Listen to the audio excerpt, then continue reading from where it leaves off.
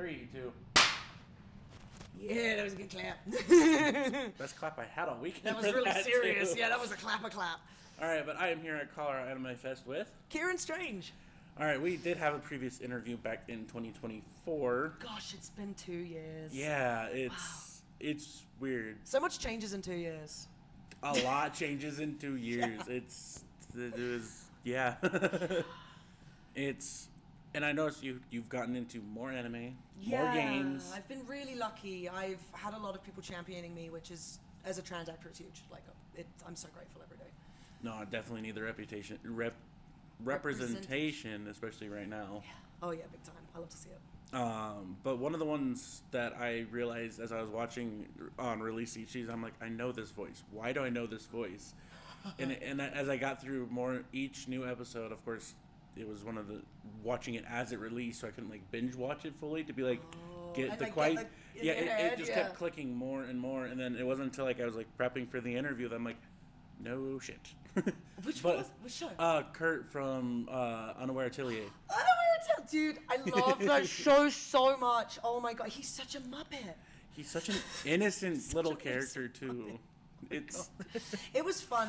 He's a cis character, but I didn't have as much like pressure in my voice. I could really play with him, like, and go and use like more of my range. So I had so much fun playing with that character. No, and the storyline's cute, and he's like you said, Muppet, but it's like must protect must protect the small powerful being, and Yulisha is like so cool. I love that character so much, like waifu material. No, and it's definitely like it. You felt comfortable in the character. It feels like you got lost into Kurt during the character. Kurt and I are horrifically similar in some ways. I mean, I'm not as OP as him, but there were lines I was saying as Kurt, and as they were coming out of my mouth, I was like, this is the shit I say to my friends. And then what the others are saying back is like, and it was kind of like a self-examination in that respect, in that regard of like, oh, that's what I sound like, and that's what it looks like when I went through like a weird kind of like self-discovery phase with that, realizing like I need to stop thinking I'm so pathetic and so weak and such a like drain on society, because I'm seeing myself too much in this character. You're like, I'm in this character and I don't like it at all. It's, I guess sometimes you do need that therapeutic realization when acting, and you're like, this hits too close to home. I've never had it where I really had to look at myself properly and go, oh, you need to do some real, like, roles have changed me, but this one was like, you have like some real damage that you need to deal with, because that's how pathetic it looks when you sound like that. And it was very therapeutic. He was just fun. He was so cute, and I had so much. And Jerry's a great director, so I had tons of fun with him. And then like, I did not have a good transition from that. No, I don't need I'm all the transition we need. There we go. But you work so closely with the convention space. Yeah. Like, whether the biggest one obviously is COAF. Love this call. How is it like intermingling with the local community, working with the staff and the hotel, and making things work as best as we can try and get it to work? I always, when I used to go to cons, I'd come to cons mostly as a music guest, and I'd have my show on like the Friday night, and then I'd have a few panels. But other than that, I was kind of like free floating, so I did a lot of like, I would do MCing, or I MC the cosplay show here, which is amazing because I love the cosplay shows at conventions and I never get to see them. So if I get asked to MC them, I get to see all the cosplay, which is amazing. It's really nice. I came up with something this weekend. I'm sure other people have said it, but it's new to me. And it was not all superheroes wear capes. Most of them wear staff shirts. Yup. And it's really real. Like, these people are so, like, they give up so much time and energy and so much of their lives. It's not just like the few weeks before the con. It's like an all-year thing. And I brought my Japanese band over that I toured with in Japan to play Kumori-Con down in Portland. And they could not believe people did this for free. They couldn't believe everyone was a volunteer, because it's just so much love and energy, and so much of the community's like spirit goes into pulling off. Like, I was saying to someone, like, this all goes up and then in 3 days it's gone again. It's like a moment in time. It's like a memory that you only have that for like 3 days, and then it's all gone. And for some people, this is like, including myself, this is like one of those times of the year. It's like you can really be yourself, and like you can actually be around people that are similar to you and that have similar interests, even if you're just queer.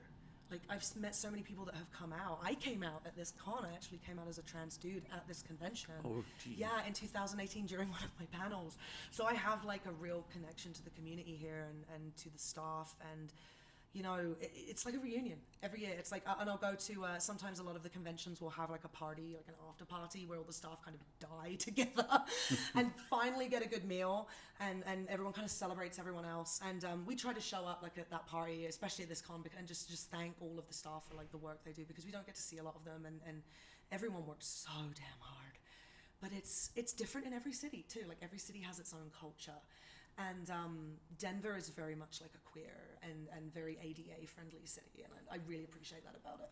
Yeah, there's always going to be limitations depending on venue, which is for sure. Like, or just state, or just the con itself. Like, what does each con really like? I've been to furry cons, and seeing the amenities that go into a furry convention have been incredible. Like, learning like what each space needs, and this one is one of the best ADA departments that I've seen at a convention, because that's something that this community really needs, and it's nice to see the attention put where, and culture, they do a lot of cultural stuff here too. We have Gil Asakawa who comes in and he talks about Japanese food and the history of manga and pop culture and Japan coming to America, and that's another huge side of the convention that I love that they do here, is they really care about like the culture, the Japanese culture that we're celebrating with anime and games.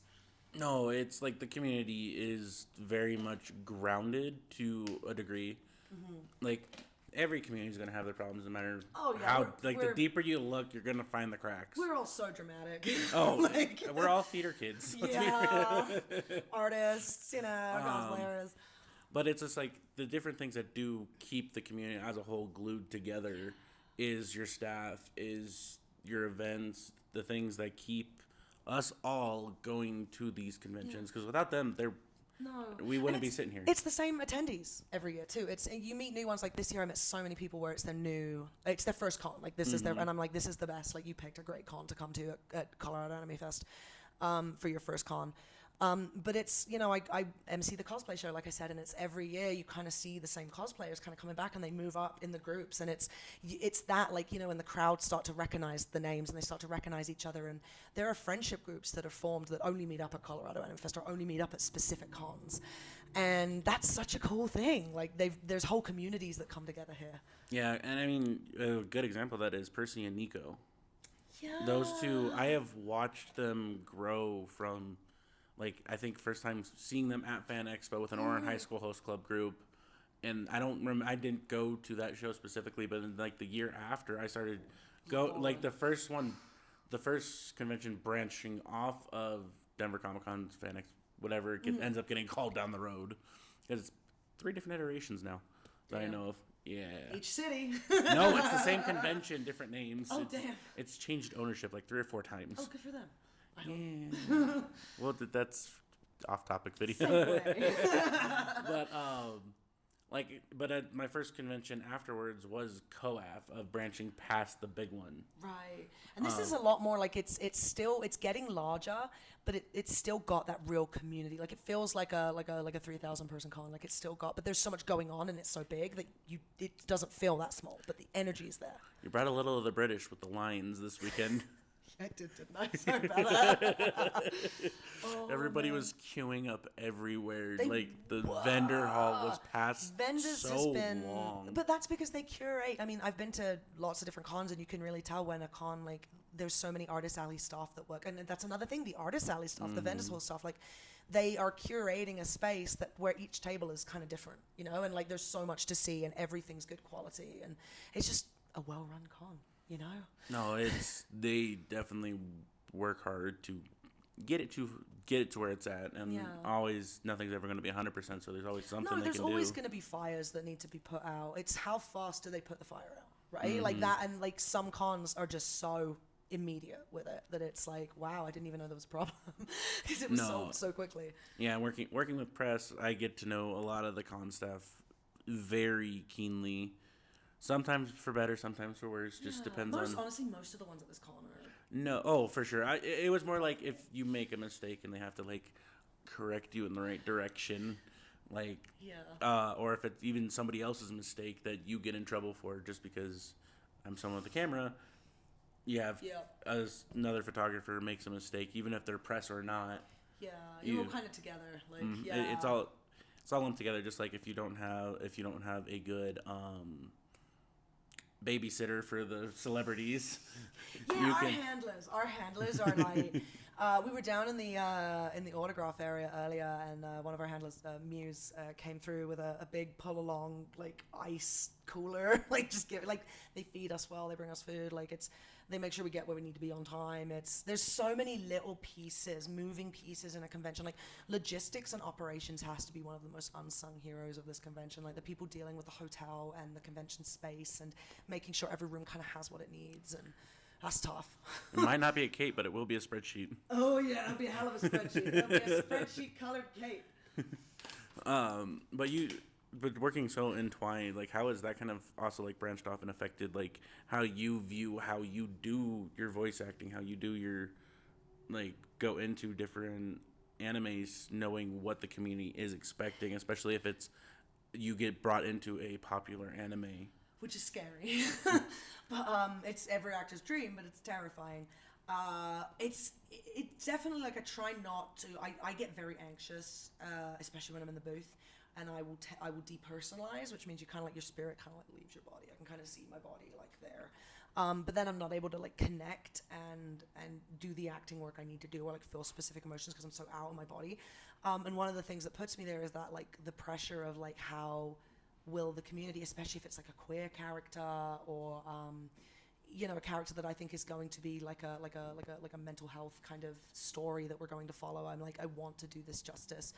We just dubbed Takapi's Original Sin, which is a hell of an anime. It's 6 episodes. Please look up the trigger warnings if you need to. It is a rough one.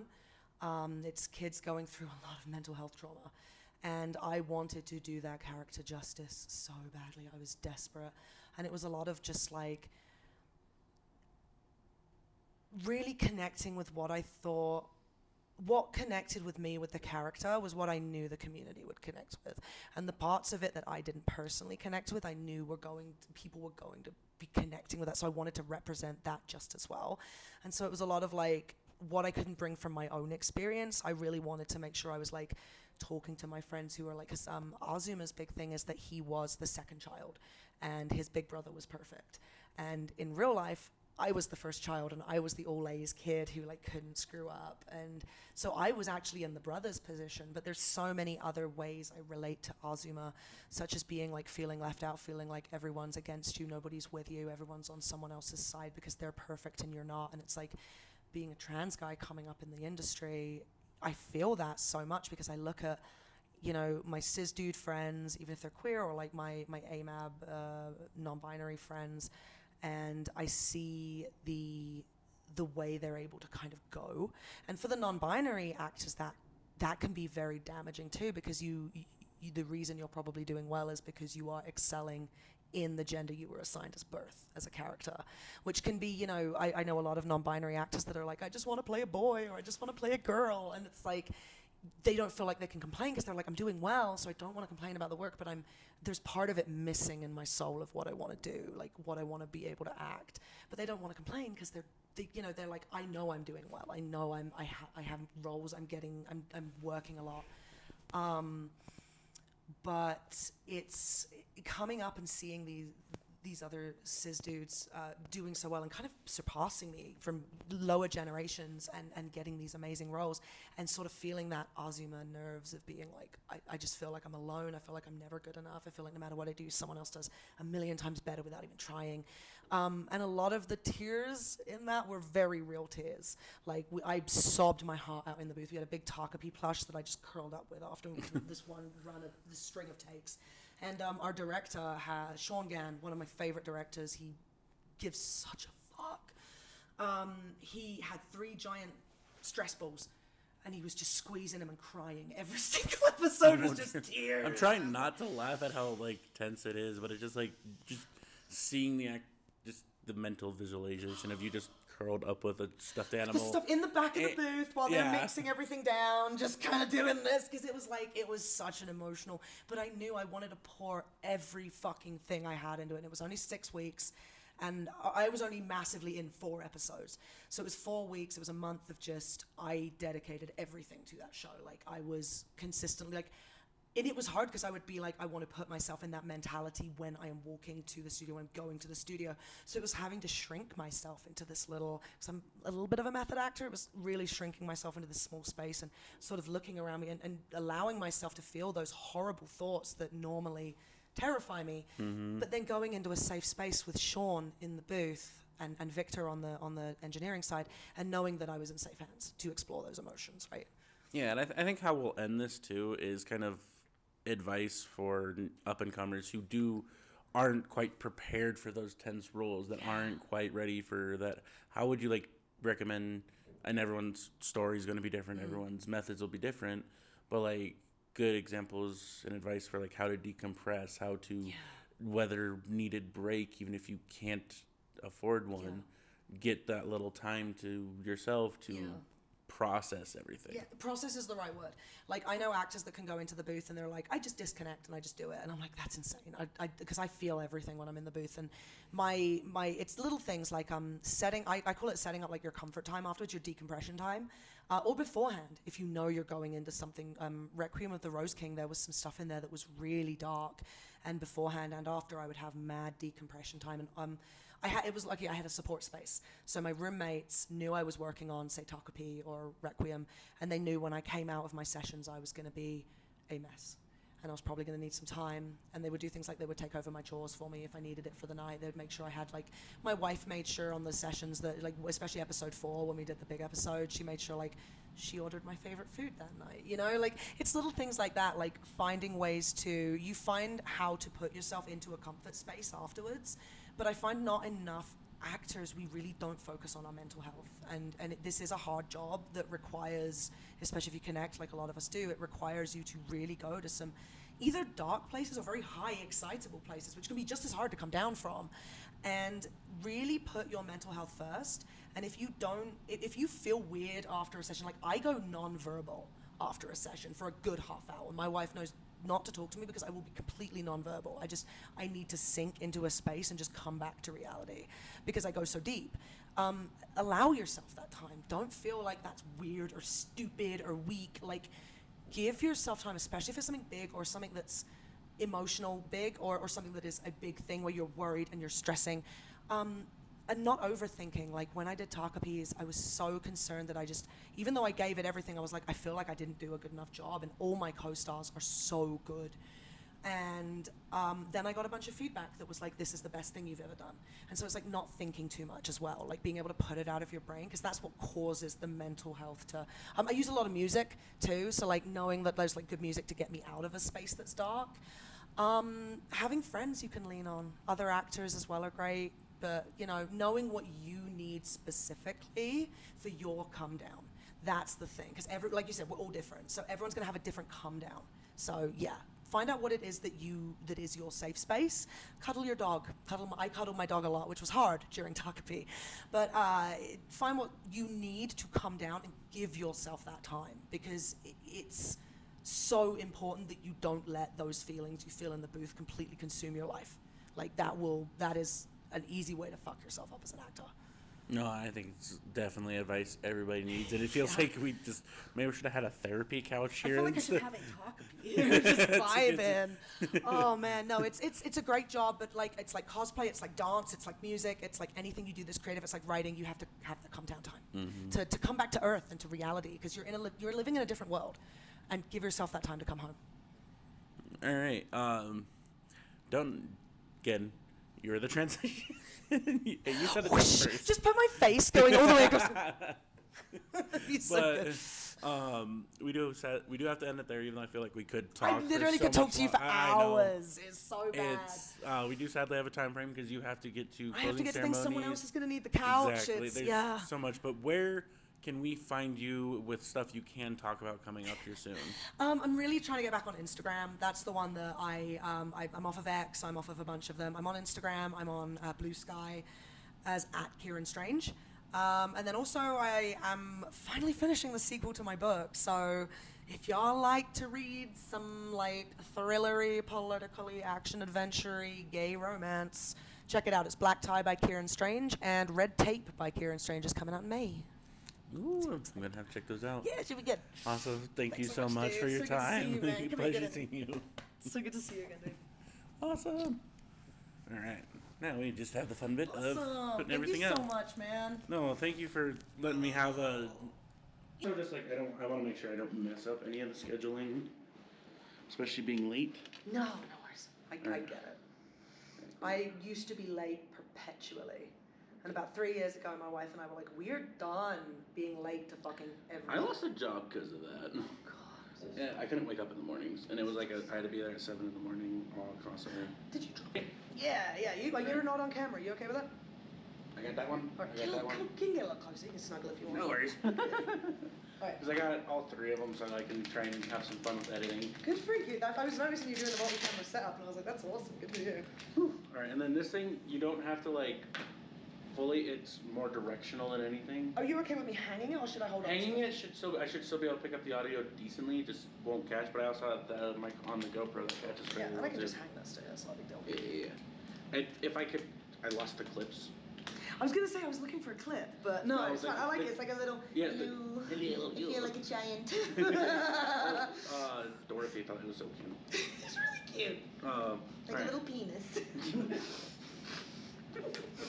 Oh my god, flip a reel for this one. I do have like the end cuts and. Yep. Alright, we all set?